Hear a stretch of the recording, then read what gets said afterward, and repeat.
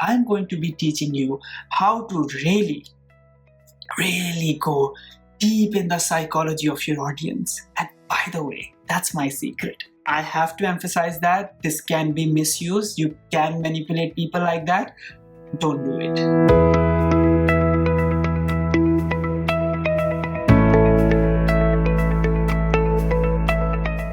Hey guys, welcome to the lesson 6, which is also the last lesson in our week 2 of identifying your niche. So, just a recap. Week 1, psychology of personal brand. We are right now in week 2, ending it with our lesson 6. Then in the next week, we are going to talk about how to create an evergreen content which keeps running for years to come. And finally, we look at how to scale beyond 10K and make money. If you've come along so far, I'm absolutely excited for you because by now you're almost halfway there after this video, which means you are halfway there in creating your personal brand as well. Congratulations. And if you're new here and you haven't already, please subscribe to my YouTube channel and hit the notification icon so you get to know when the new video comes up, which is every Monday, Wednesday, and Friday. And this is gonna go beyond that as well for other different courses as well on 30 days. Okay, so let's begin our lesson 6, in which I'm going to be teaching you how to really go deep in the psychology of your audience, their hopes, fears, dreams, and pain points. And by the way, that's my secret. My secret of success so far, both in the online business world and the influencer world, is that I know my audience extremely well. To give you an example, I will make a video, and this is like an example of one of the videos that really became famous. I think 500,000 views, something like that. How to become confident in speaking English. And I made that video especially because when I'm doing live with my Instagram audience, or I am interacting with them, or I'm just uploading a video on some other topic, let's say how to develop stamina or something. Okay, I'm uploading on something else, and in the comments, I'm looking at that people are like, I'm camera shy. How can I speak like you? How do I become confident? So I kind of realized there that there is a trigger there, a niche. So I put up a video called how to become confident in speaking English in 30 days, and in which I kind of gave this example of looking at the camera when speaking, and that video really got me, I think, 10,000 followers at least. That's what is happening there. Once you know your audience very well, this is the kind of things that you start doing, and this works even more in the online business space. So for example, I have a company called Australia Yours, and I sell online preparatory courses, which, as I say, are the best in the world. And if the free content which you're watching on YouTube is like this, so I hope that you guys can have an idea that if somebody is paying for premium content, how much effort and how much preparation and how much determination goes into that. The point is that course, if you look at the sales page of that course, I don't sell the course. Because why people take these courses, these are IELTS, PTE, SAT, GMAT, GRE, because the dream, the hope, the end goal is that they want to study abroad, live abroad, become citizen abroad, right? That's the end, that's a dream. So I'm not selling the course, I'm selling the dream. And that is why the entire language, because I know their pain points, I know their hopes and dreams. So my language is targeting that. But I'm selling a product here. And again, I have to emphasize that this can be misused. You can manipulate people like that. Don't do it. Have the best content out there. Really be, as I said in one of my previous lessons, 100% enthusiastic about your content. Be morally right. And then use the language that is not targeting surface level, but targeting at a deeper level their hopes, desires, and stuff like that. But the question is, how do you even get to start knowing your audience at such a level? That is what our main exercise for today is.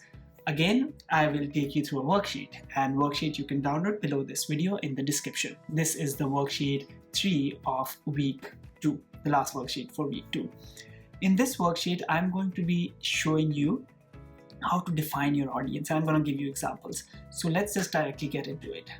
Here in front of me, you guys are looking at worksheet 3, identifying your niche.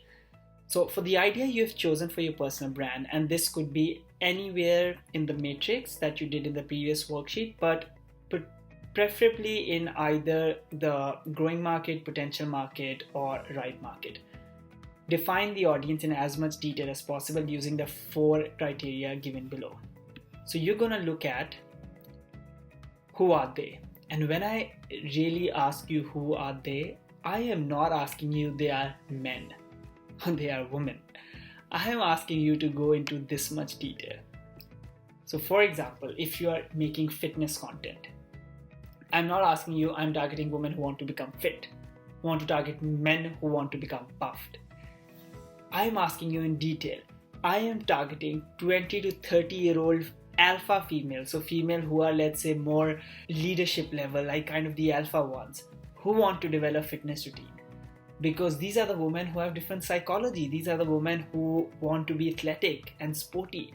And this is because maybe their work is such that they want to come across as an independent, strong leader. When you define the audience in as much detail as this, what happens is that then when you start, let's say, even highlighting your videos, the titling of the videos, or using it for ad promotion. So for example, if you make a fitness video, your title, if it is how staying fit will enhance your leadership confidence. Now, if that is the title of the video, it will be very specific, and all these alpha females, they would want to watch that video. Similarly, 3 fitness tips to enhance your leadership confidence.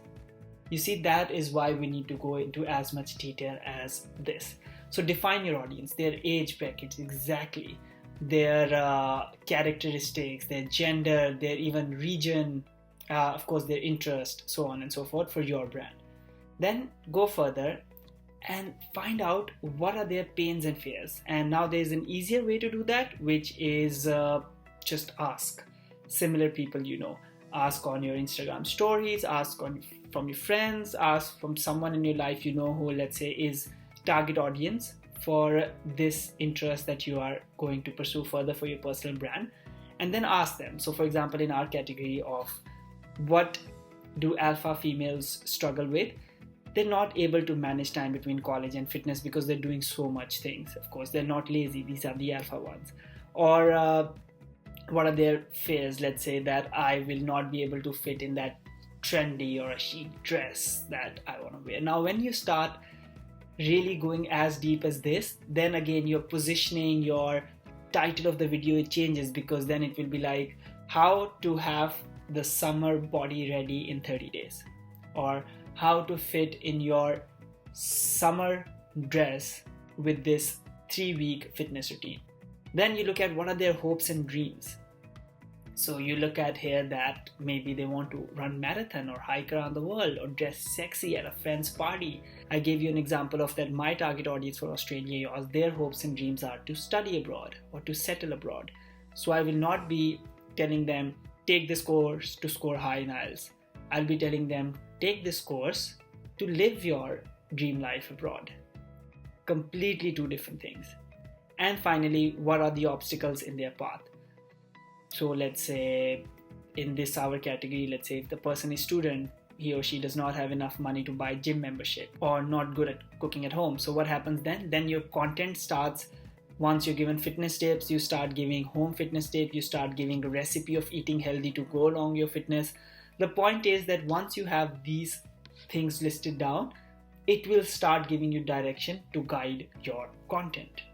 And what will happen then? You start using these insights that you've put in there to start putting the headings of your video, to start even deciding what is the idea for your next content.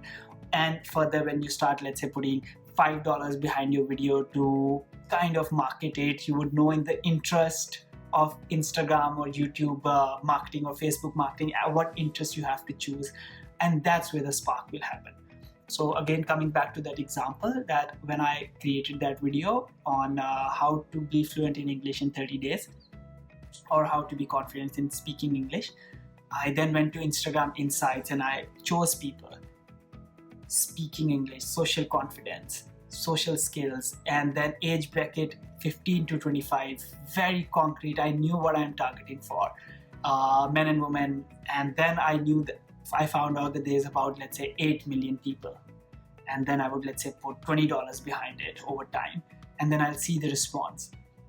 Because it's so specific, it's so targeted, maybe 500 people will come follow. And then those people will become lifelong followers, because then they'll start consuming other content, then they start sharing that content, and you spend this much cash because you've targeted well. And if you're not targeted well, there's no point in promoting the video or your content. And then you get this much results over time because of that, because then your video is doing good. The YouTube and the Instagram algorithm, it starts picking it up and it starts showing to all those people inorganically as well, without any paid promotion.